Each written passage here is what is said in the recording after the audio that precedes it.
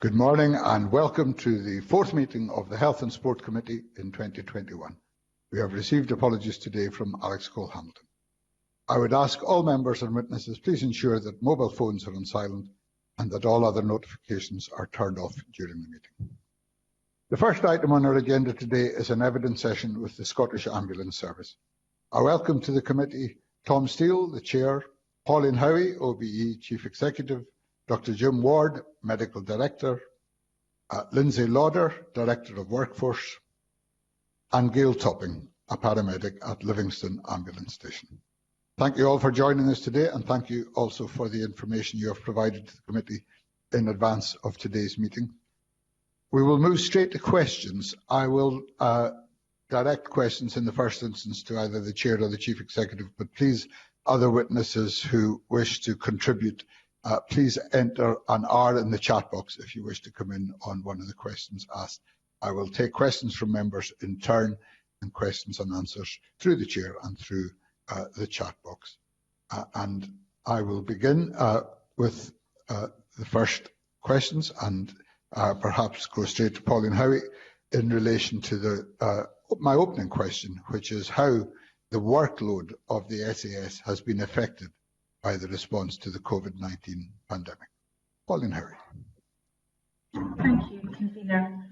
So the Scottish Ambulance Service started dealing with COVID patients very early on in 2020, and it quickly became apparent that we had to mount an organisation-wide response to ensure that we could continue to provide safe and effective ambulance services and protect our staff. And I'm pleased to advise the committee that we believe we've done that and indeed introduced some new innovative working practices, working very closely, not just with our staff in the service, with patients, with communities and partners across the wider system.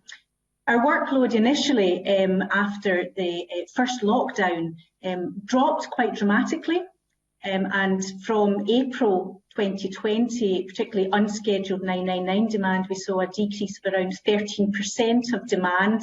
And as lockdown measures eased, demand started to increase back to normal levels around about August. And then as more restrictions were introduced, demand has again fallen down.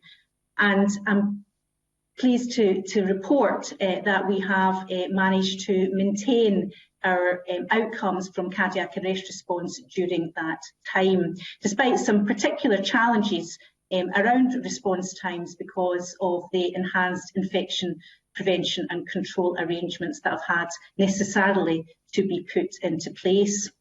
Interestingly, whilst overall unscheduled demand has decreased, our demand for mental health calls has increased over that time period, and there's been a 9% increase in mental health presentations to our services, and mental health presentations now represent 6% of all our calls to the ambulance service. Our scheduled care, our patient transport activity declined, and as lockdown restrictions eased and more clinics were started back up, we've continued to service both outpatients, renal and oncology patients and discharges. We're now operating about 70% of previous activity levels in our scheduled care services. And that's largely because a lot of outpatient services that were previously provided face-to-face have now been provided through digital technologies such as near-me technologies and others. We also introduced some new ways of working, not just in terms of those staff who were office-based and had to work from home, but also in our ambulance control rooms. We put enhanced call handling arrangements in place so that we could early identify potential COVID patients and additional support for critically unwell patients. We enhanced our triage and consultation arrangements, particularly through our advanced paramedic and nurse practitioners. And recently, in this third wave, they've been handling about 12.5% of all 999 demand. And what that's meant is that about 45% of the patients that they're consulting with don't need to go to accident emergency departments, but they can be referred into community pathways making sure that they get the right care at the right time in the right place. And that was always part of the strategy within the service. We enhanced our air... No, carry on. We enhanced our air ambulance responses, working very closely with partners such as Loganair to ensure that we would have suitable larger aircrafts that could meet the enhanced infection prevention and control arrangements.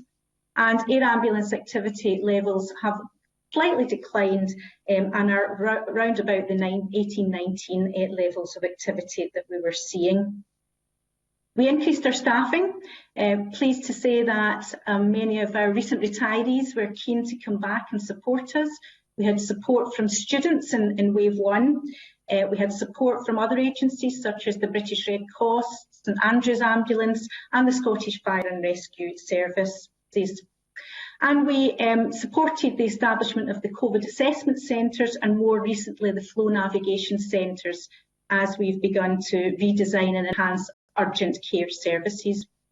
And finally, in late June last year, we were asked to establish mobile testing units.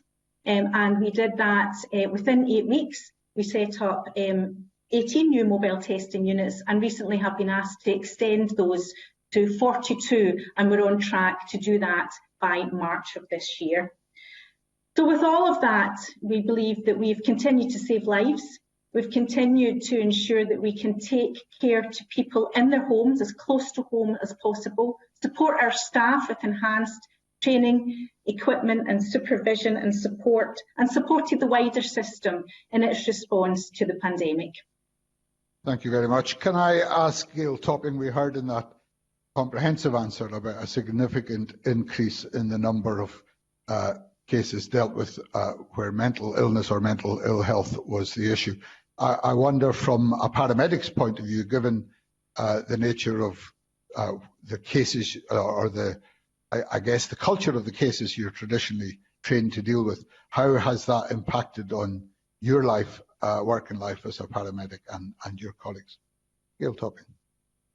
Yeah, it's certainly been very challenging. I think we are no different from wider society in terms of the struggles that we face as human beings, but also in work we're responding to people who are acutely unwell, whether that's physically or mentally unwell, and with the enhanced PPE sometimes the human interaction has been lost, so it's part of my care of a patient would be to hold someone's hand, reassure them, perhaps even give a hug, and a lot of that has been lost. Wearing the face masks, you are limited in terms of being able to see people's facial changes, so you pick up a lot of cues as to how someone's feeling from their facial cues, and that's been lost, and trying to reassure somebody with a smile, that's lost behind a mask.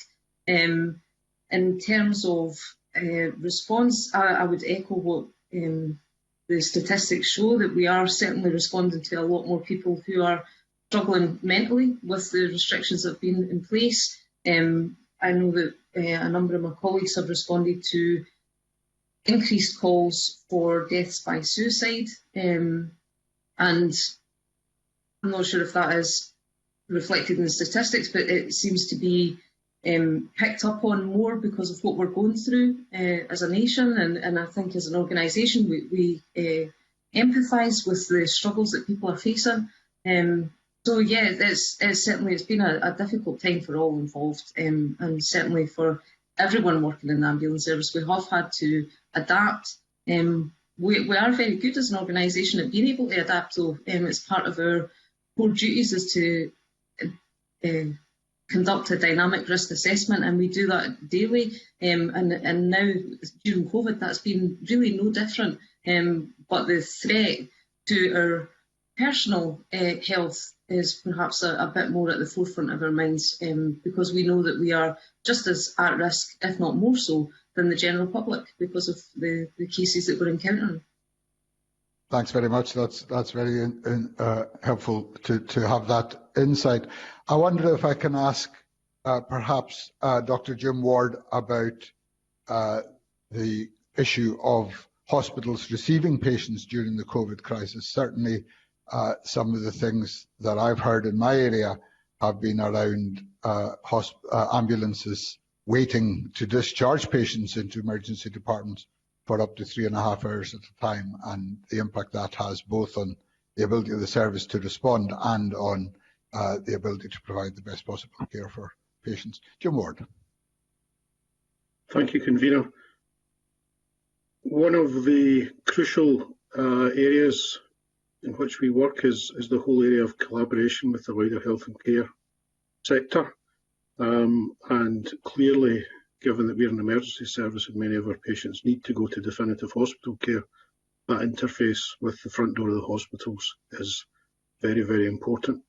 Often things go exceptionally well, particularly for our most critically ill patients, who we have to pre-alert and go straight to resuscitation. And generally, our experience of that has been very positive. However, the reality of working within the COVID-19 restrictions have put huge pressures on the front door of hospitals in terms of the changes that have had to be made to the way in which patients are processed, I could say queued, and with the aim of social distancing and trying to make sure that those patients who are either known to be or at high risk of having COVID are taken through separate pathways from other patients. As you correctly say, that has resulted on occasion, and particularly in the more recent wave, of hospitals experiencing delays in being able to process our patients. We're working very closely at both national and local level with our ambulance service managers and the hospitals to look at solutions in terms of managing flow, in terms of anticipating and processing demand, in terms of ensuring that the acute sector escalates their internal processes to remove blockages at the back end of the emergency department, and to avoid and manage what we've been seeing more recently, which is patients having to wait in ambulances for periods of time that we would all consider are unhelpful and unsatisfactory. This is not just a Scottish issue, it's been faced by ambulances not just across the UK but across Europe. But the answer has to be whole system collaboration, and that's the processes that we're following, Convener. That's very helpful. And when you talk about following a process of whole system collaboration, I take it you mean that you're talking on a daily basis with those operating the emergency departments and acute hospitals about the things you described in terms of speeding up admissions and discharge. Yes, it's very much about enhancing how we operationalise the levers that we can pull to manage demand, to make sure that we've got as much resource available to respond to those patients who are waiting for us. But it's also about working with other emerging strategies where we can safely manage people in communities to avoid them having to go to hospital where that's not in their best interests. So, for example, our engagement with the redesign of urgent care work, our engagement with IJBs about pathways for patients whose needs would be best met by working at home. So it's very much around day-to-day operational optimisation, but also about the wider strategic engagement in terms of how we deliver really a lot of the objectives that we were looking to do pre-COVID in terms of shifting the balance of care, delivering more care at home in homely settings, and working with community care providers where that's in the best interest for patients and their carers. Thanks very much. And I wonder if I could ask Tom Steele, as chair of SAS, Jim Ward spoke there about trends or objectives that were already in place before COVID and how some of them have actually been facilitated by or certainly affected by the COVID situation. Are there changes that have happened in the last 12 months that you would hope to make permanent, and are there others that you would want to reverse as quickly as you can? Tom Steele. Thank you, Convener, and good morning all. I think one of the upsides of this pandemic, and there are not many, Convener, is that innovation has been increased, not just in the ambulance service, but across the health and social care system. Innovation in the way we do things, but also, importantly, innovation in the way we all work together and see the problem as a whole problem rather than perhaps a siloed problem, which has been some of the issues in the past. So Jim has just spoken about our work to which has been part of our strategy for a long time, really, to shift the balance of care, to provide more care in the communities and convey fewer people to the emergency departments where it's not appropriate. And that work undoubtedly has accelerated. Jim has given an overview of that, but in particular, we're looking at falls pathways, which we have now established across the country, particularly falls without serious injury. It doesn't mean to say that the patient isn't vulnerable to fall subsequently, and we're now able to refer them to local provision such that they can get the help they need, perhaps perhaps not just clinical help, it might be adaptations in their house, to ensure that they are at less risk of falling in the future.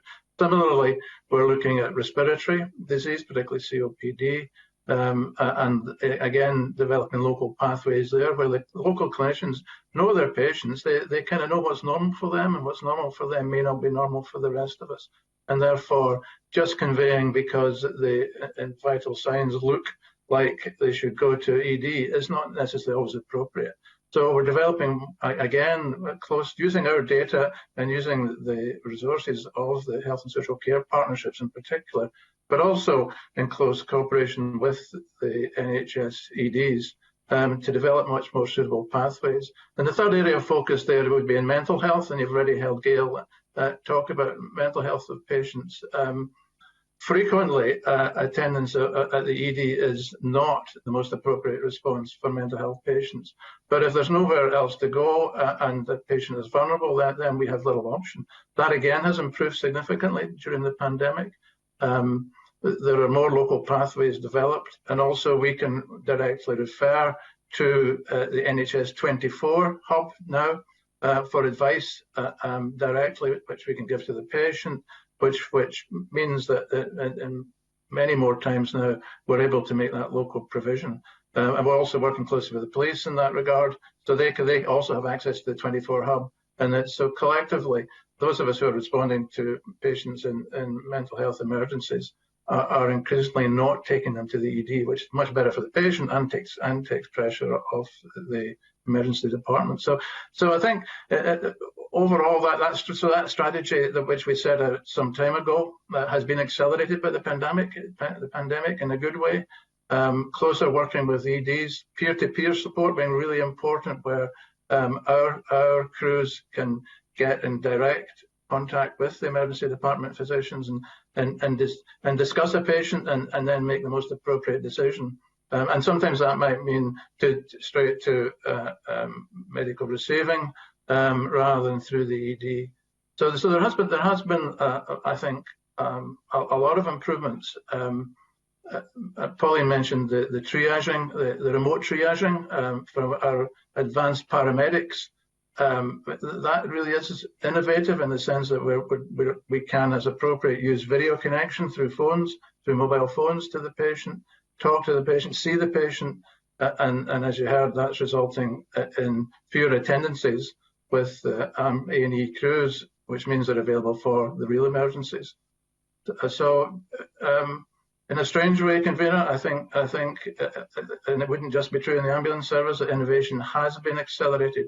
And while we would rather there wasn't the pressure on staff that we currently have and the extreme difficult situations therein around the COVID response, I think we'll be holding on to most of the innovations that we've made. Thank you very much. And I now call on Donald Cameron. Thank you and good morning to the panel. In December, the trade union Unison alleged that the Scottish Ambulance Service hadn't reported transmission of coronavirus within the workplace, as required by the Reporting of Injuries, Diseases and Dangerous Occurrences regulation. Could the panel respond to that. What's your response to these allegations, please? Can I put that one to Lindsay Lauder as Director of Work? Yes, we've been having, we had not at that point reported any of our infections to RIDOR, and we were confident that we'd followed the RIDOR regulations. Since then, we have met with Unison and we've been over the process that we followed, and we are working together to make sure in future that if there are any reportable RIDOR events, we do so. We've had one recent outbreak that we are reporting to RIDOR. So I'm very confident that we followed the regulations and we've been able to provide reassurances to Unison to that effect. But as I said, there is one outbreak that we are confident does fall within the definition of the RIDOR regulations, and we're in the process of reporting that at the moment. Donald Cameron. Thank you for that explanation. If I could move on to the wider impact of COVID on staff. How large an impact staff illness had on the service over recent months, and I'm talking about staff illness due to COVID-19? Lindsay Lauder. Well, obviously, this has been, as Gail said, and as everyone has said, an extremely testing, difficult time for our staff. And since the beginning of the pandemic, we've been monitoring closely COVID-19 related absence, as well as non-COVID related absence. So we saw a COVID related absence peak towards the end of March, about at 13%. And since then, it's declined and going up a little sometimes, but down to the end of this year when it was at 2.99%. So our priority has always been to put those staff who've been impacted by COVID, at the centre of our thinking. So we support them through weekly welfare calls if people are absent, either as COVID positive or indeed for a range of different, if they're having to self-isolate for a range of different reasons. We keep in close touch with them to make sure that they're okay. Interestingly, our non-COVID related absence has actually declined. So we're about 2% lower in terms of non-COVID absence than we were at the beginning of the year. I guess the other point I would make is that when we started out health this year, we had already prioritised the development of a health and wellbeing strategy. And of course, the pandemic has completely focused our thinking on that. So we have been working very hard to increase the health and wellbeing and welfare support that we give to staff in a number of different areas. I can talk a bit about that later, yeah. Yep, surely. Donald Cameron. Thank you for that. My final question is about vaccination. As frontline healthcare workers, I imagine the vast majority of your staff are entitled to a vaccine coming into the top 2 JCVI priority groups. Could you just outline what proportion of staff members have now been vaccinated? Lindsay Lauder. We have vaccinated nearly 5,000 of our staff. I may pass over to Dr. Ward just to confirm that, but as I understand it, we will be completing the vaccination of all our patient-facing staff this week.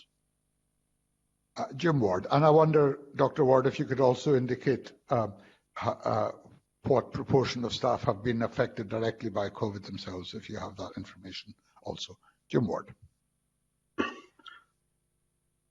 Lindsay's description of our vaccine rollout is correct. We're vaccinated in excess of 90% of our patient-facing staff, and there are plans to vaccinate the rest who have not been vaccinated for a variety of reasons over the coming fortnight.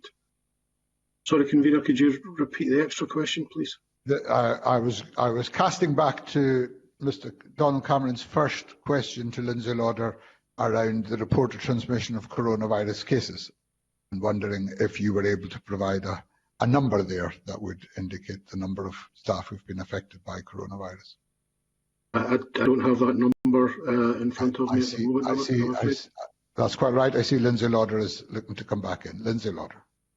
Yes, I can confirm that we had 670 staff cumulatively have tested COVID positive since the beginning of the pandemic. Thank you very much. That's very helpful. And now move on to questions about the triage system from David Torrance. Thank you, Convener, and good morning to the panel. It's been answered slightly at the beginning, but how is the new triage system coping with the demands imposed on it by COVID-19? I wonder if Pauline Howie would like to. Thank you, Convener. Yes, so we've continued to develop the triage system that we explained to the committee last time we were there in 2019. We've enhanced arrangements so that we can triage more effectively calls from GPs and other healthcare professionals, and we've continued to do that in stages to understand the impact that's had before we've moved on to the next stage. So the triage system continues to focus our responses on the sickest, most critically and time-critically unwell patients in terms of getting them the most appropriate, timeliest response and looking to see how we can identify more appropriate pathways for those that don't need to go to hospital, as I set out earlier on. And I'm sure Dr. Ward will want to explain a bit more about how we've been enhancing our triage capabilities over the last few months and years. Jim Ward. We also... No, carry on, Pauline Howie. I'll come back to Jim Ward in a moment. We also, in the summer of 2019, undertook a comprehensive public engagement exercise around the triage system, and we had a reach of over 1 million people. We had 1,000 face-to-face consultations with members of the public. We engaged through community councils, through local media, with our staff, with voluntary groups and many other organisations to understand from them what they would be looking for from a clinically robust triage system. And the overwhelming majority, over 90% of people, said they strongly supported us prioritising our resources for those with the most time-critical needs, even if that meant that some people might have to wait a little longer for such a response. So on that basis, we've been continuing to refine our systems and a performance framework that reflects what's really important to people in terms of that timeliness of response for the most critically unwell patients and appropriateness of destination and pathway for those that might not have a time-critical emergency but still an urgent need for care and treatment. Jim Ward. Yeah, in support of Pauline's overview, absolutely. The principles of our response model are around improving outcomes for patients, optimising our response to those most in need in terms of time-critical emergencies and getting the right response where that is identified through our use of data retrospectively over a number of years in terms of matching what the patient needs to what we can provide. Within the context of COVID, and I won't get overly technical, we use an internationally validated triage system called Medical Priority Dispatch. We optimise that for the Scottish data in terms of our response to various codes. But as part of that international and particularly focused through our partnership with UK Ambulance Services, we have introduced various updates in terms of what's called a pandemic protocol.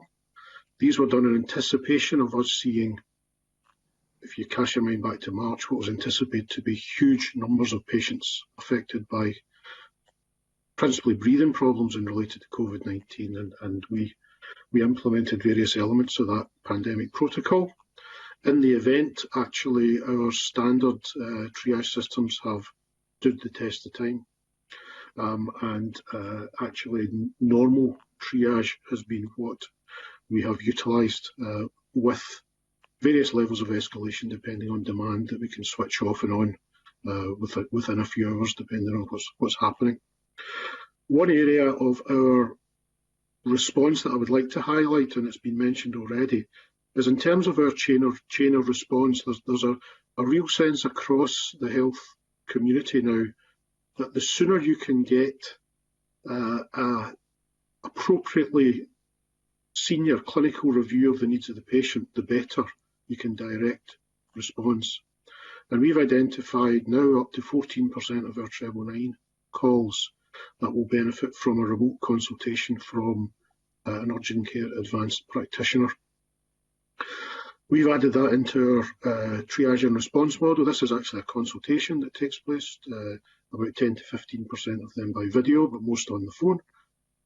And what we find is that about half of those patients can be directed to other sources of support, whether that be self-care, to GP out of hours, to NHS 24, and the rest of the patients receive an optimised ambulance response based on a senior consultation as opposed to just our additional triage.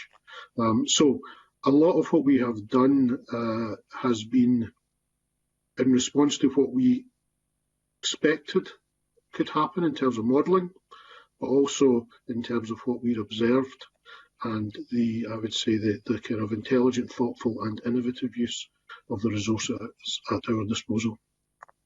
Thank you very much. David Torrance. Thank you, Convener. A new system takes time to bed in, and you've actually mentioned some improvements you have made to the system. Is there any additional improvements that you've not mentioned that's helped the new triage system? Jim Ward. Our biggest single source of demand comes from hospital colleagues, and two of the areas that we've implemented in October 1919 and November 2020. The first of these was a refreshed process of how we manage GP and inter-facility emergency calls, which we did in collaboration with our GP colleagues.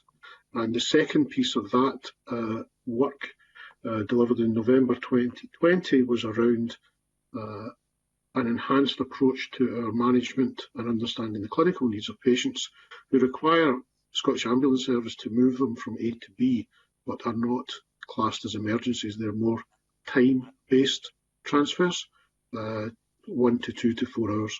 Both of these have been implemented and are bedding in well, and actually set a platform for further improvements in terms of the work that we want to do with our GP and hospital colleagues, which, as you can imagine, is crucial to the effective working of the whole system. Thanks very much. I wonder if I can ask Gail Topping, as a paramedic on the front line, if there's anything additional you would want to add about the implementation of the new triage system to what we've heard. Gail Topping. I think the new triage system has worked very well. We are getting better support from our colleagues, advanced paramedics, critical care paramedics, both remotely, whether that's through telephone consultation, and we can speak and they have access to further patient information data that we currently can't access, so we can discuss any concerns that we have with our peers. But also at scene, we are finding that critical care paramedics are responding to emergencies rather than a hospital-based team having to come out. And I think that overall we're seeing emergency calls that are not true life-threatening emergency calls, perhaps more social care, ongoing chronic illnesses. They're being referred through our control rooms and they're not being passed as much to the front line, which is easing that pressure from ourselves. Thank you very much. David Torrance. Thank you, Convener. I think my final question about public engagement was comprehensively answered earlier on, so I'm happy to move on. Thank you. Thank you very much. I now call Sandra White. Thank you very much, Convener, and good morning, panel. Can I just put on record my thanks to the ambulance service and the paramedics and everyone involved, not just at this COVID time, but previously as well. I wanted to ask about response times, and you may have answered some of the questions I wanted to ask. But if I could just put some to you, we know the target is 8 minutes, and that remains the target, and 75% of these calls must be met. but this is pre-COVID.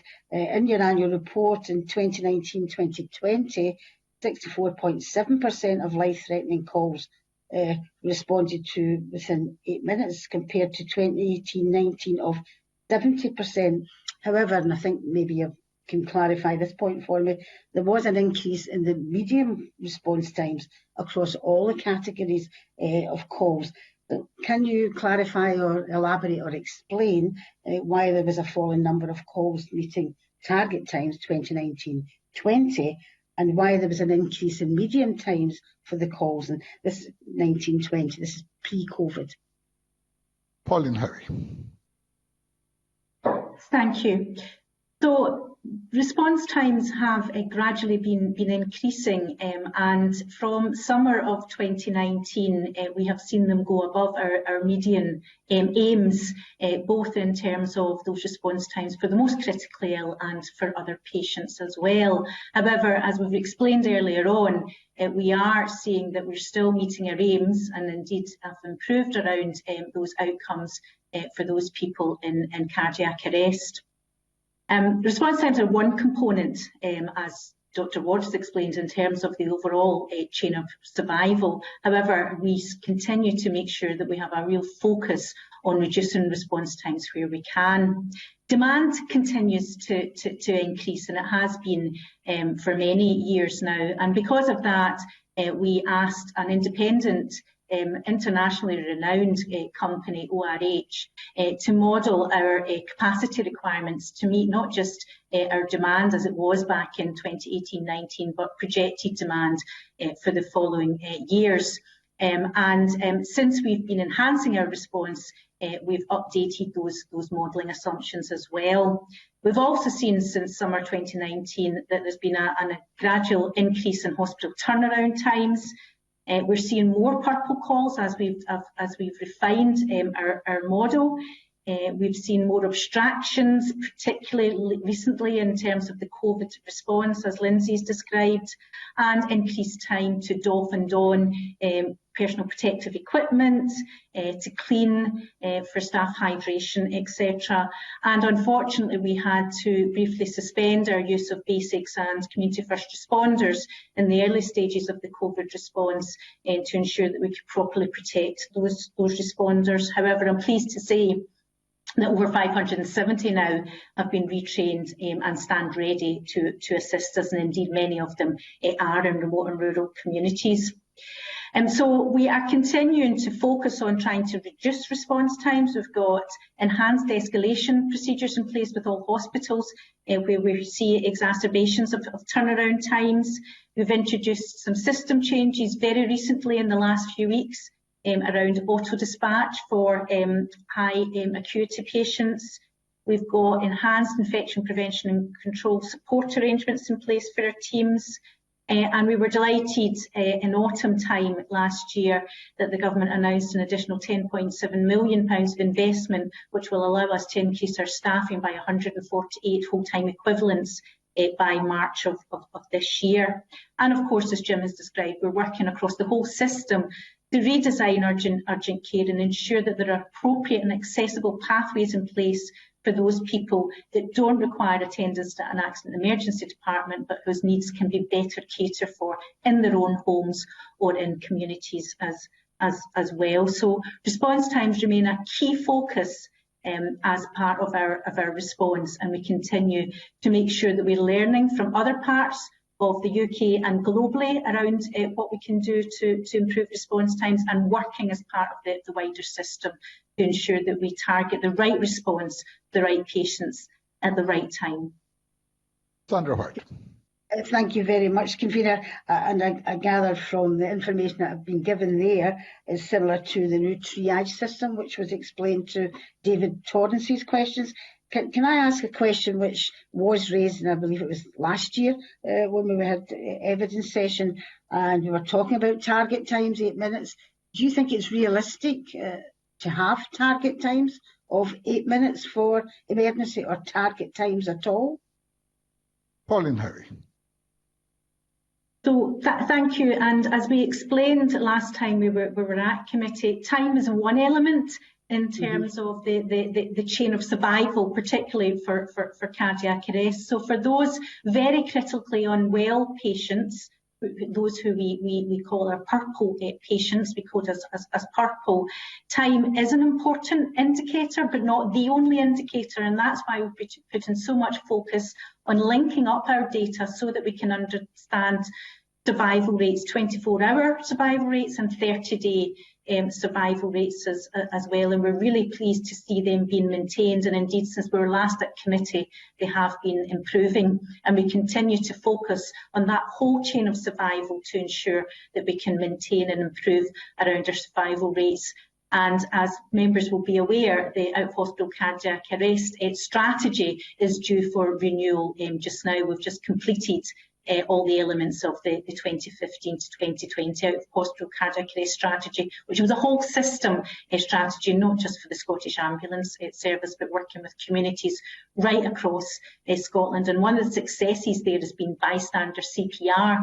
Prior to the strategy, there was very low rates of bystander CPR, and over 600,000 people in Scotland now are trained and confident in commencing CPR, bystander CPR, whilst the ambulance is on its way, which is a fantastic achievement and one that we really want to build on. We're also looking at outcome data for other conditions such as stroke and diabetes, and again Dr Ward can talk much more about what we're doing in that space as well. So time is important for some conditions, but as our public engagement exercise told us, whilst people appreciate that we should be prioritising our resources for those most time critical, they don't want to wait too long if they're not time critical in terms of either an ambulance response or a pathway into a local community service. And that's why we continue to refine our demand and capacity modelling. And we have been reporting on a wider range of indicators as part of our board pack. And I think we shared with committee members our board pack up to the end of October, and we report regularly on our board across a range of indicators. And Tom Steele might want to say more about how we're engaging with our board to ensure that the reporting is relevant in terms of what the public have told us and what our wider partners have told us is really important to them. Thank you. Jim Ward. Thanks, Convener. Just further to Pauline's answer. The timeliness of our response is important, but not the singular factor in terms of the outcome. However, it is important, and we need to optimise that, and not just for our most critical cases, but across the response model. One factor that is important to consider, and that is that our national response that's reported as an aggregated figure and reflects the situation across the whole of the country. But as the members of the committee who represent hugely different communities will appreciate, the characteristics of these communities are very different, and the constraints on ambulance response across these communities vary. So what we do at an operational level and in terms of improvement is disaggregate the data down to regional and sub-regional levels, understand that, and then look to see what we can do to optimise that. Because we know that it's only really by getting into that level of detail that we can deliver the improvements for patients that we want. That then takes you back to a point where the question around should we have targets is a difficult one to answer. It's more about understanding what's happening and continually improving the outcomes and experience for patients. So I'm looking to give the committee that assurance that behind those nationally aggregated targets is a series of work streams that's looking at response, not just to our highest acuity patients, but probably in equal part to our patients who do not have immediate life-threatening symptoms, but who need to be assured that the ambulance service is there for them to meet their needs in a timely fashion. And a lot of that means not just responding, but also engaging and keeping in touch with people while the ambulance is being dispatched. The other thing I'll say very briefly is that our review of targets and indicators has been paused somewhat during COVID, and we had been starting work on a whole series of measures that could help to illustrate the Scottish Ambulance's contribution to population health more widely, such as indicators around our management of patients with mental health problems, our efforts in support of reducing drug deaths, and our work in terms of shifting the balance of care and working with partners. Also, in terms of probably more traditional ambulance businesses, around understanding and articulating the ambulance service's contribution to optimising outcomes, for example, for patients who have suffered stroke or are taken to PCI centres for treatment of their heart attacks, as actually it's the ambulance service's contribution to the start of that journey that contributes, but is not the sole factor in a good outcome for patients. So this is pre-COVID work that we're looking to pick up in advance of our next discussions around what will be in our annual operational plan for 21-22. Thank you very much. Tom Steele. Thank you, Convener. Just to add to my colleagues' comments, the work to redesign the measures, commenced, I guess, with the new triage system which we spoke about 2 years ago when we were here, and you've heard an update on that today. And also, just as Jim has described, is much wider than just a response time. Even within the response times, I don't want to be flippant, but targets can be gamed, and we know that most of our cardiac arrest patients, for example, happen in our highly populous areas, and if it was all about just time, we could hire more, we could get some more motorbikes and just get a paramedic to be there on time. That's not the answer. Clearly, that's not the answer. And that's why, as a board, we've put focus on outcomes and trying to join up the ambulance service all the way through the system to understand where we are impacting the outcomes, what our part is, and have meaningful measures around that. And that's what the public told us that they were keen for us to do. And as we have worked in the last year, and I've already mentioned the much greater cooperation, I think that we've made good progress in that. Things have paused for COVID, but as soon as the pressures are relaxed a little bit, I think, and CABSEC's been helpful in this regard, encouraging us and others to look at what measures really the public wish to see, which are meaningful to the operation of the ambulance service and the whole system more widely. Thank you very much. Sandra White. Thank you, Convener. Thank you very much for that update. It seems to be that it'd be good if the committee could see any update on the report or what you're actually looking at, because obviously it's not just as black and white as 8 minutes, etc., etc. There are other areas there, so it would be good to see a report on that once you've finalised it. My last question, I think, has actually been answered. It was regarding COVID and how that's the implications for times, target times, etc., and response times as well. But I think it was Pauline that mentioned the fact by the time you put on preventive PPE, etc., that affects the response times. Is there anything else that affects the response times on the COVID? I think we can all imagine about how busy people are, but if there's anything else you want to add to that particular question, I'd welcome it.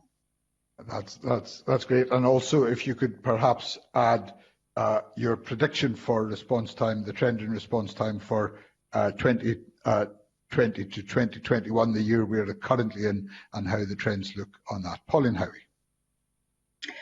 So our response times this year have increased across all the different categories, and that's because of the additional time for doffing and donning of equipment, for cleaning of vehicles, ambulances in between patients. That is more intensive than it previously was. As we've described, at hospital, more stringent cleaning requirements in terms of bays for patients to be assessed into adds a bit of time. And as Gail has described, the PPE can be really quite uncomfortable.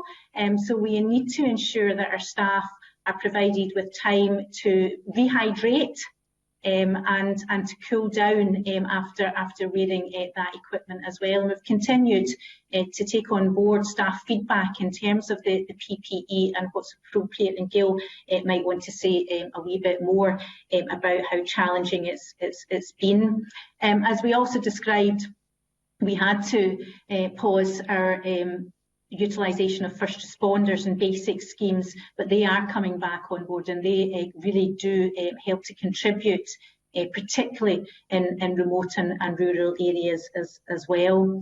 So those are the main reasons why we've seen an increase in response times, and we are working very hard to reduce those as far as we possibly can.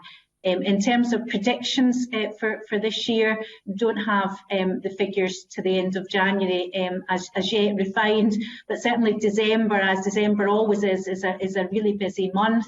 And we were just at the start of wave 3 of the pandemic there, so real challenges and increases in hospital turnaround times there too, which have increased our response times as well.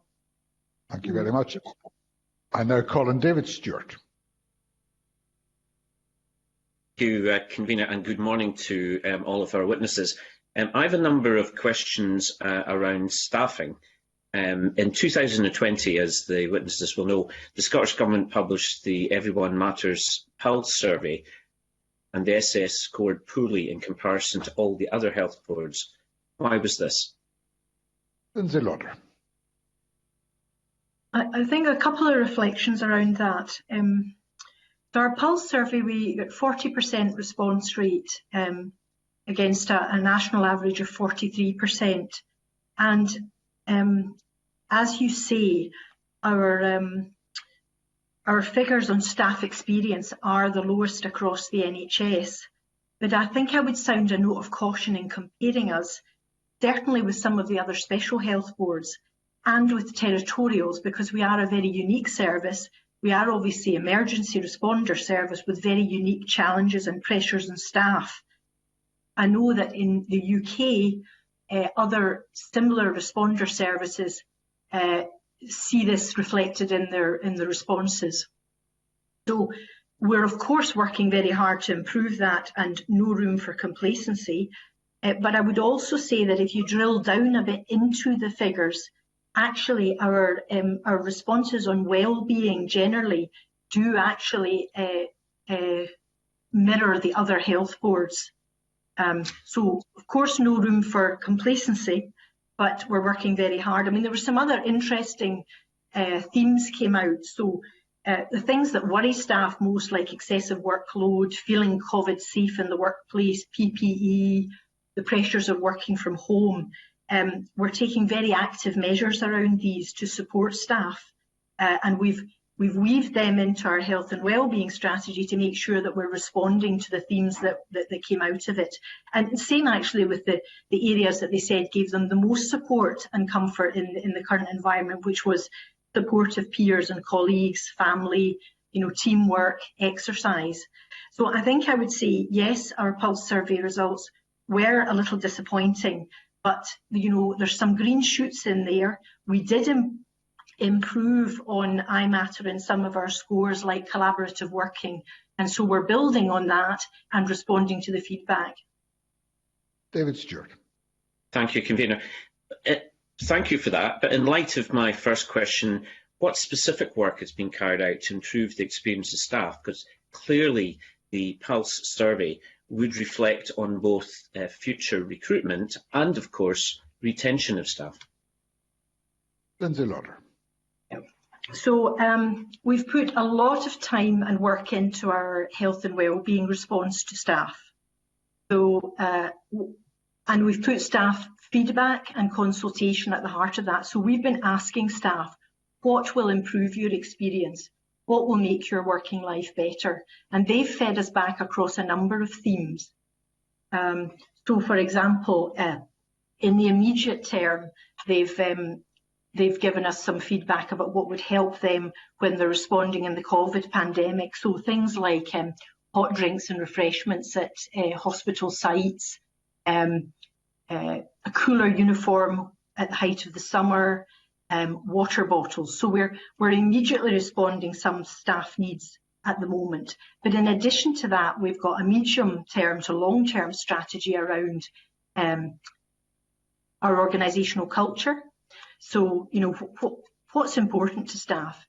What's important is feeling supported by their leaders, feeling that their managers communicate and engage well with them, a culture of openness, and we've got an awful lot of work going on around that, improving our organisational culture.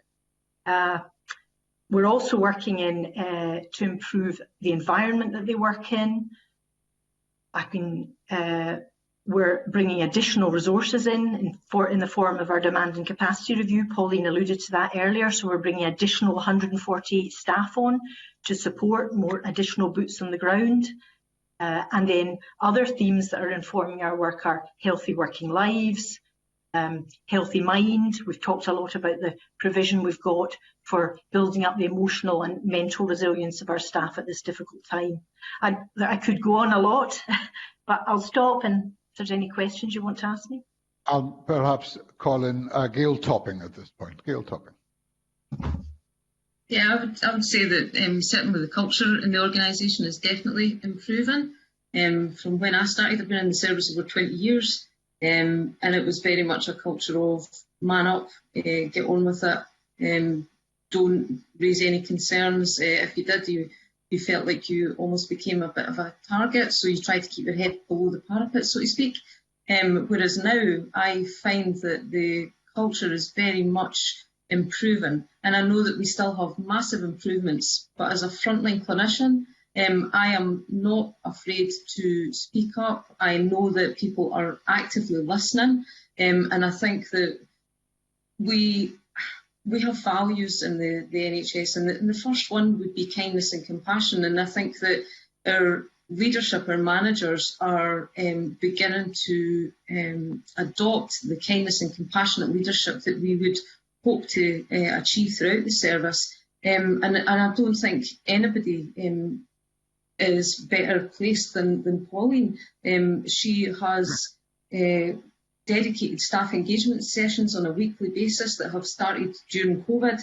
Any member of staff can come online and speak directly to the Chief Executive, and I have never known the Scottish Ambulance Service prior to this to have that level of engagement from anyone at any level can speak directly to the Chief Executive. And I know that with Lifeline Scotland coming on board, and we have Lifeline's Ambulance, we've got dedicated websites, and the innovation that staff themselves are showing in terms of trying to improve welfare for their colleagues through things like online yoga. We've got wellbeing blogs, etc. I think that the culture is gradually starting to turn around. It is going to take time. We have had a culture for a long time that was very different, but I do see positive improvements in the work that's being done at all levels. Very much. Pauline Howie. Thank you. I wanted specifically to answer your question about recruitment and retention of staff. So we've been in a really fortunate position that we've not struggled at all in terms of recruiting and retaining staff. So we've had hundreds of applications over the last few years for all grades of staff. And we were most recently delighted to employ over 1,200 additional mobile testing unit staff as well, and again thousands of applications for those jobs. And in terms of our retention rates, those have improved since 2015. 2015 we had about 6% staff turnover. That's continued to decline to under 4% now, and I think that's because it's a very rewarding job working within the ambulance service. We really are in the business of saving lives and improving outcomes for patients, and every role is focused around that desire and that aim. Whether you're a member of the recruitment team or whether you're a member of the fleet maintenance staff, every single role is essential to us delivering effective and safe improvements in patient care, and we very much adopt that team ethos of every role being really important in everything that we do. We've also significantly enhanced our training and development opportunities for our staff across a range of roles too. We described earlier on the advanced practitioner type roles, and I'm sure as the world of work develops and we take all the lessons from COVID-19 in terms of new ways of working, there'll be new roles that will continue to develop, and our staff are highly valued healthcare professionals that make a huge contribution, not just in terms of emergency care, but care across the whole pre-cradle to grave spectrum in primary, acute and tertiary care as well. David Stewart. Thank you for that, Convener, and this is my final question. Can I thank the witnesses for the previous answers, and Gail Topping in particular, her issues about the way the organisation is changing were very positive. My final question is about sickness absence rates. Now, earlier Donald Cameron spoke about the COVID issues. Now I want to take you back before that. I've always found asking organisations about sickness rates is a good indicator, if that part in the panel, of the sort of health of the organisation. And I asked the questions 2 years ago, I think to yourself, Chief Executive, the average sickness rate was 7.6, when the average for the NHS was around 5. The rate I had pre-COVID, and I want to focus on the pre-COVID period, was 8.3. So there does appear to be an underlying trend for increasing absence. And just to recall Pauline Howie's answers to me then, the reasons for that absence was to do with anxiety, stress and depression, just to name 3 of the aspects. Is the underlying trend, if you take COVID out of the equation, still increasing? Pauline Howie. So as Lindsay described earlier on, our non-COVID absence rates this year have been declining 2% lower than last year. And the top reasons remain anxiety, stress, depression, followed by musculoskeletal injuries. So as Lindsay and Gail have described, we've done a lot, particularly focusing on those top 2 reasons for absence. We're delighted that the Lifelines service, which is for all emergency services, for staff, for retirees and their families, which is really important too, has now gone on live, as well as enhanced wellbeing and health resources for all of the NHS and care workforce in Scotland over recent months. We heard in one of our recent staff engagement sessions about working on for peer-to-peer support, and that's really, really important. You might find, and Gail can talk more eloquently about this, that paramedics are more comfortable about talking about how they feel with other paramedics, not necessarily in the same location, but someone that understands the role, the stressors of the role, the highlights of the role, and what it's like in terms of signing off for the day and going home after that, and how people can de-stress and what coping techniques there particularly are. So we've done a lot of work to understand what can we do that really supports our staff in their very unique circumstances, given the range of different scenarios that they face on a daily basis, and tailoring our health and wellbeing work specifically to those findings. We've looked internationally at what other ambulance services are doing, other emergency services and other health and social care systems are doing, and really made sure that we can take that learning and implement it within the Scottish Ambulance Service as well. For musculoskeletal, we introduced fast-track physiotherapy services, and there's really good evidence that is helping people get healthy quicker and get back to work quicker as well. We've invested significantly in lifting equipment and new tail lifts for our ambulances, and again, all of those go some way to protecting our staff from the challenges of the job, some of which are physical and some of which are very much emotional. Thank you very much. And a supplementary question from Brian Whittle. Thank you, Convener. Good morning to the panel. Really to follow on from what Dave Stewart was saying about previous sessions that we've had with the Scottish Ambulance Service, I think it was raised back then that there had been several points where bullying and lack of support from the line management had raised its head. I know personally I've had that. I had that back then in my surgery. So I wondered, how have you responded to that? And how have you dealt with that to improve the sort of communication with the workforce across all of the health boards? And is that something you're consistently monitoring? Lindsay Lauder. Well, I would just pick out a couple of issues here. I mean, Gail talked about the sort of staff engagement sessions, the significant efforts we put into communication. We're also investing in a wide organisational development plan, and at the heart of that is training for our leaders and managers, our foundation training programme for our leaders and managers. And that's focusing on some of the issues that staff said are very important to them, like communications, supportive leadership rather than directive, making sure that they've got the freedom to speak up, and that they've got good working conditions. So we're investing a lot in training for leaders and managers. We do monitor dignity at work issues and grievances very closely. And we are, as Gail said, working, I think, to change the culture of the organisation, but that is a gradual process. But we have seen some reduction in dignity at work grievances over the last 6 months. Obviously, that might have been impacted by COVID, but we're working at a number of levels to improve the culture of the organisation.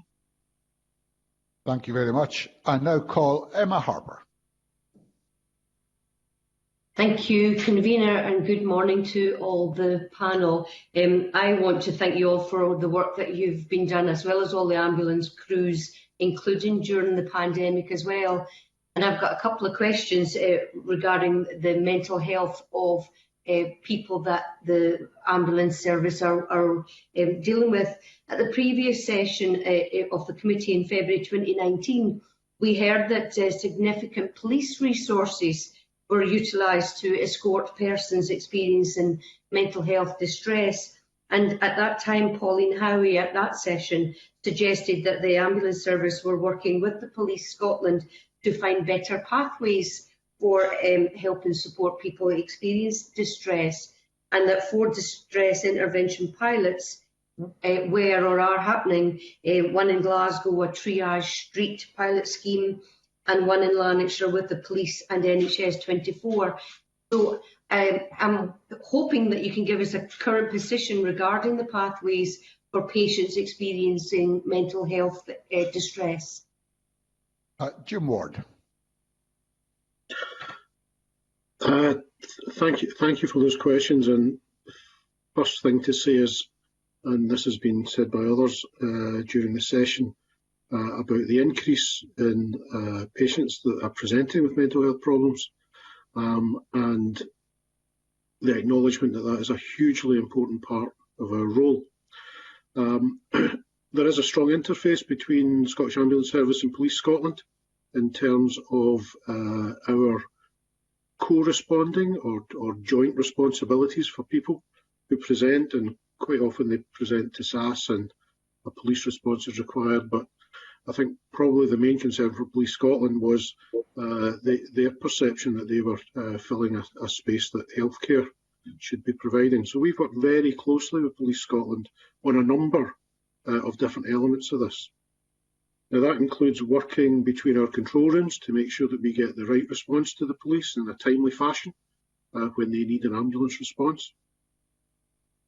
Joint initiatives around working together to understand the nature of the issues that are being presented, and more recently opening up pathways that we previously didn't have into mental health support lines within NHS 24, which both police and the ambulance service are now using on a day-to-day basis. Further work is required and will be getting taken forward as boards set up their mental health crisis centres. Many of these are established, and there's a very clear expectation that appropriate referrers can access these. And we within SAS have set up a dedicated team with new leadership under our Director of Care Quality, Francis Dodd, which is giving mental health a real priority area through both our clinical governance committees with a new approach to safeguarding in terms of reporting and signposting patients into appropriate services, and also to the board. Emma Harper.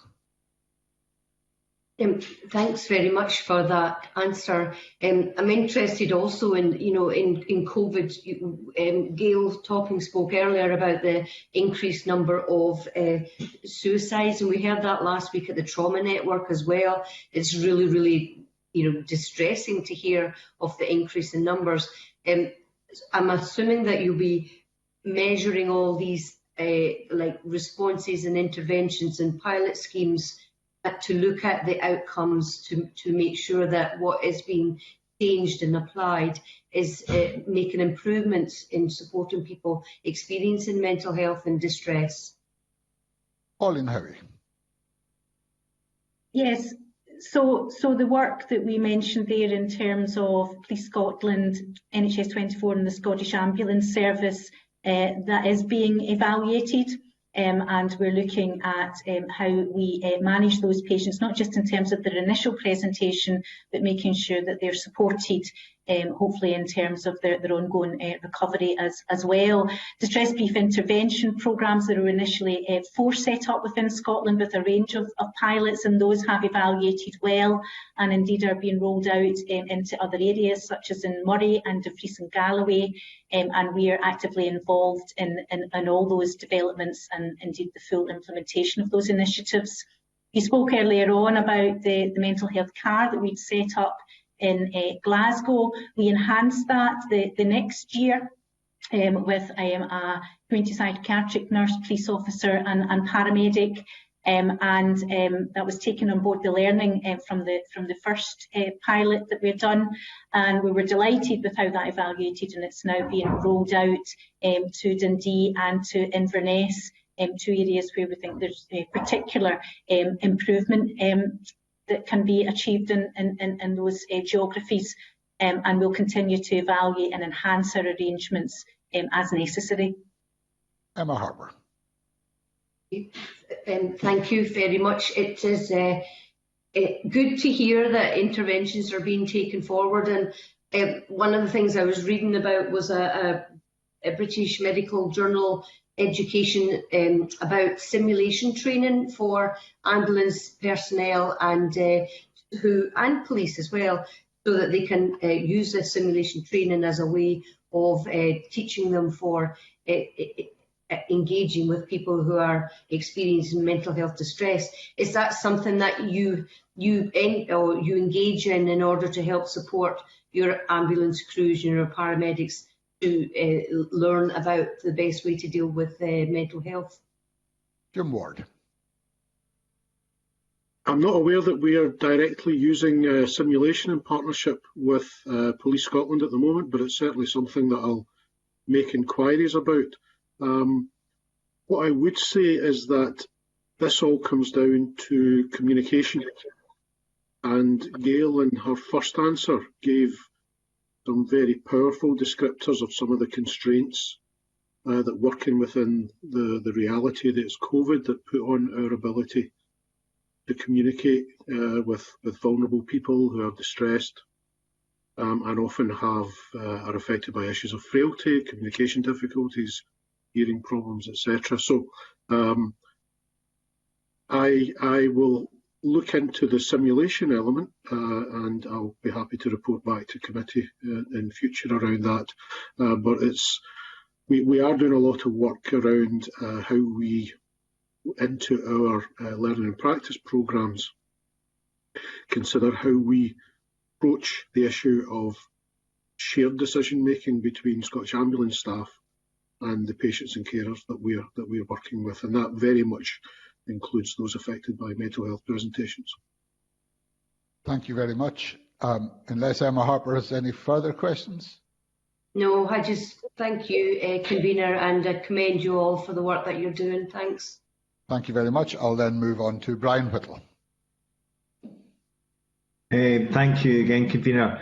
I wanted to ask some questions around trauma support, and in 2016 the Scottish Government created the new Scottish Trauma Network with the 4 major trauma centres around the country. In an evidence session with SAS back in 2019, some of the witnesses highlighted the fact assisting the set of the network was large responsibility for the Scottish Ambulance Service, but it was quite early at that time to see how that would improve outcomes for patients. In an earlier session this year of the Scottish Trauma Network, we heard evidence from Peter Lindell, who said that the investment in the service had led to improvements in pre-hospital care, improved outcome for patients, which included training of advanced practitioners who were then able to provide levels of care at the roadside that paramedics could not before. So can I ask what impact the Trauma Network has had on the Scottish Ambulance Service planning and delivery? Pauline Howie. Thank you, and Dr. Ward might want to contribute to this as well. So we enhanced our equipment and our training for all our staff in terms of major trauma. We've put in additional support within ambulance control. We've got a trauma desk now so that advanced clinicians can make sure that we identify very earlier on all those trauma incidents that could potentially benefit from those very highly trained and skilled resources that you mentioned in your question there. We've now live in terms of the major trauma centres in the north and the east of the country, and as you would have heard from Peter and colleagues last week, we're ready to go live in the next few months in the west and the southeast of the country as well. Some really solid improvements thus far, and I think it's fair to say that our staff feel much more confident and supported in terms of the specialists that they've got access to for clinical decision support and advice. But Jim will say a bit more about the further enhancements that we're making. Jim Ward. Yeah, thank you. The establishment of Scotland's Major Trauma Network is both a huge responsibility and a great opportunity for Scottish Ambulance Service. I'll list a number of the areas that we've made progress. The first thing would be the establishment of Scotstar North, which is both a pre-hospital and a retrieval service, designed from scratch to support the major trauma centre in Aberdeen. And in further support of that has been a bespoke model of support to Inverness, which is obviously not a major trauma centre, but is an important healthcare site supporting a huge area within the Highlands and beyond. And so we have an AP model that's been designed with the ED specialist there that's being established. We've recruited and have trained our APs to support the east-southeast, as Pauline mentioned, in anticipation of going live with Edinburgh very soon. And we have established APs working within Scotstar at Glasgow Airport, who provide outreach work in the west of Scotland. As Pauline mentioned, we've invested heavily in new equipment and the associated training to enhance our pre-hospital care delivery, and the coordination of this through the trauma desk, and now rotating some of these critical care advanced practitioners through a supportive critical care desk, and looking to align that function with a view to providing not just identification but also real-time support in terms of decision making. I watched some of the session and I thought Peter gave an excellent representation of Scottish Ambulance Service's role, and there was good appreciation of that from the other participants.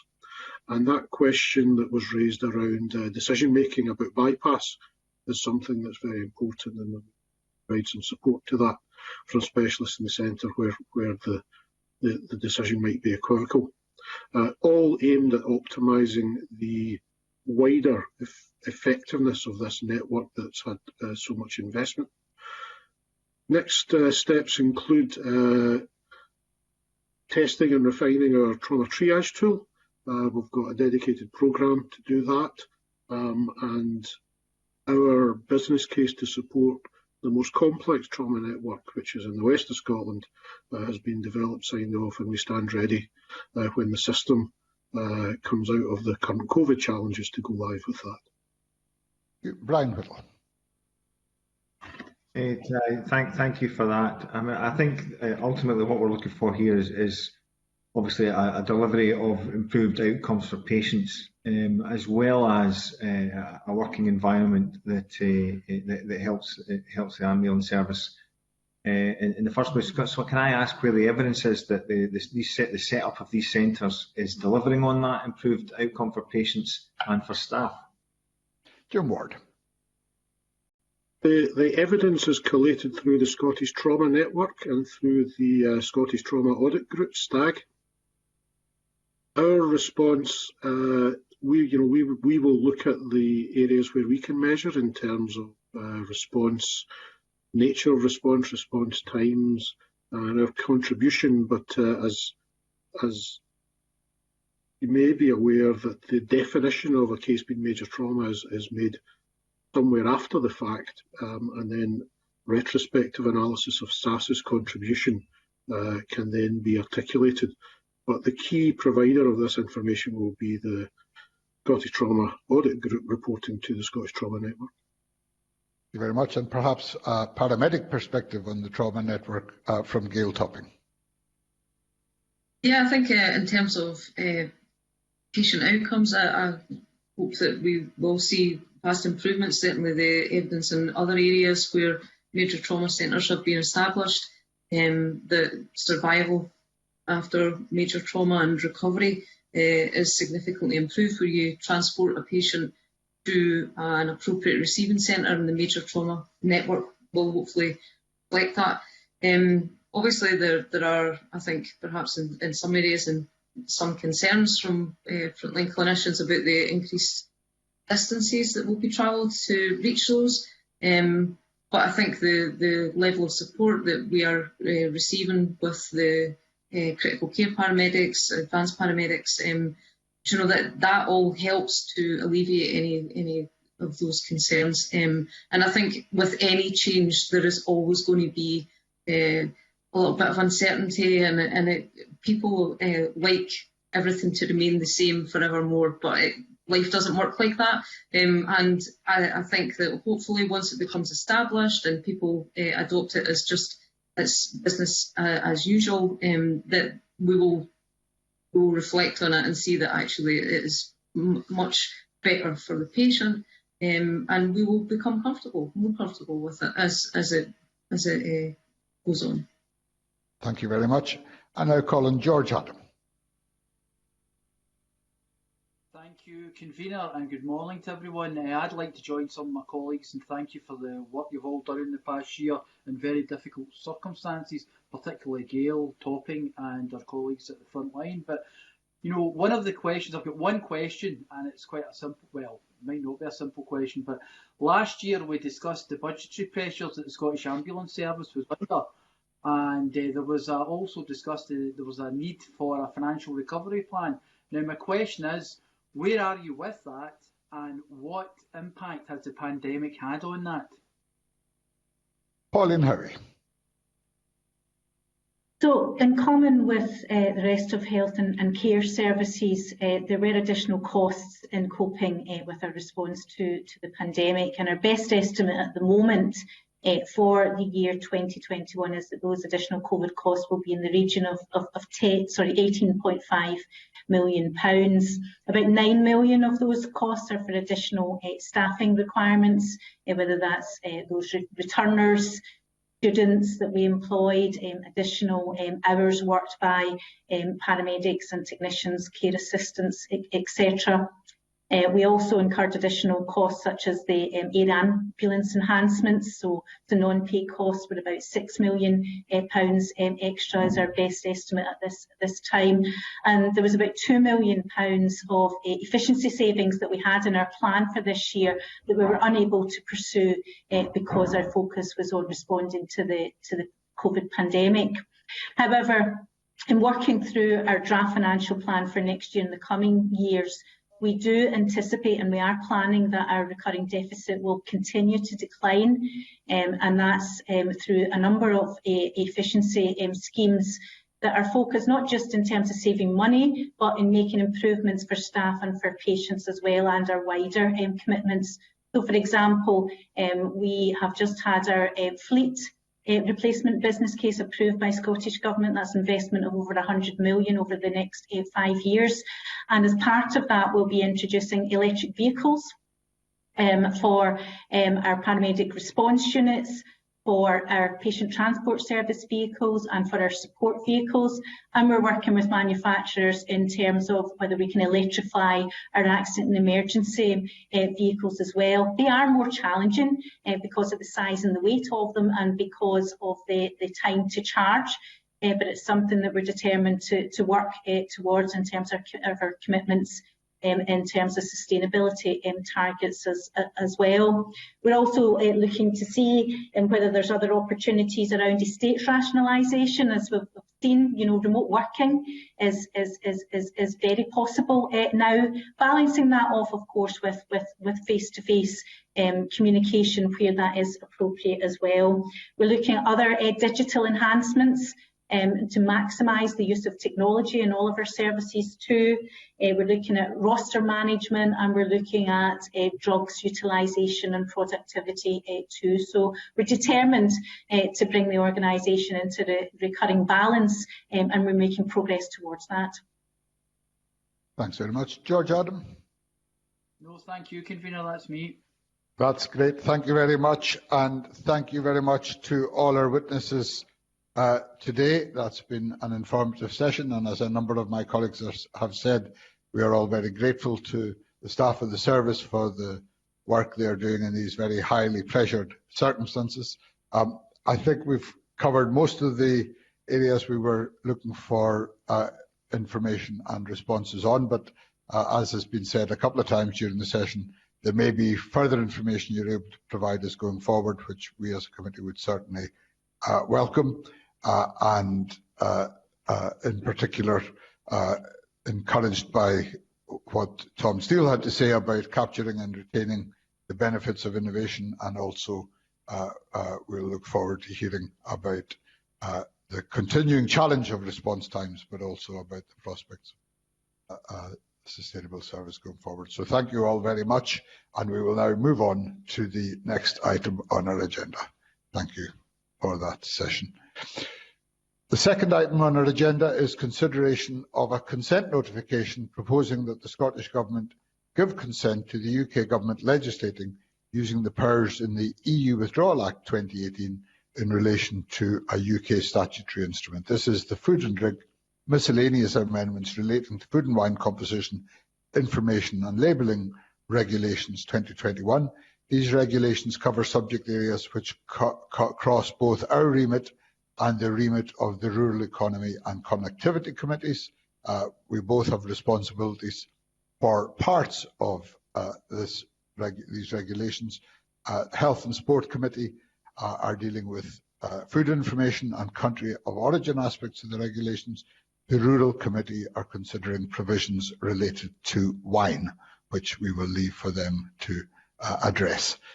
The notification received by the committee states that it is based on a presumed no-deal scenario at the end of the implementation period, which was, of course, on Hogmanay. However, the trade deal between the EU and the UK was subsequently agreed on the 24th of December, the day after the notification was sent. So the notification is not, in that sense, entirely accurate. However, Scottish Government officials have confirmed that the deal that was agreed does not affect the need to make the changes provided for within this SI, and therefore does not affect the substance of the SI. Can I invite any comments that members may have? And of course, drawing members' attention to the paper on the subject, which was circulated as part of this agenda item. If there are no comments, given the largely technical nature of the instrument and that it does respect devolved competence, it has been suggested in the advice we've received as a committee that we should, or that we may wish to confirm that we are consent for Scottish ministers to consent to UK ministers making this SI in the devolved areas affected. Is that agreed by members of the committee? It is further suggested that we may wish to be content that the changes being made are made at a UK level. The notification indicates there is no transfer of functions in relation to food information and labelling matters. Are we agreed on that point also? We are agreed. Thank you very much. That concludes consideration of that agenda item, and consideration. It concludes also the public part of our meeting. We will therefore move into private session and resume in 5 minutes' time on a different platform. I now suspend this meeting.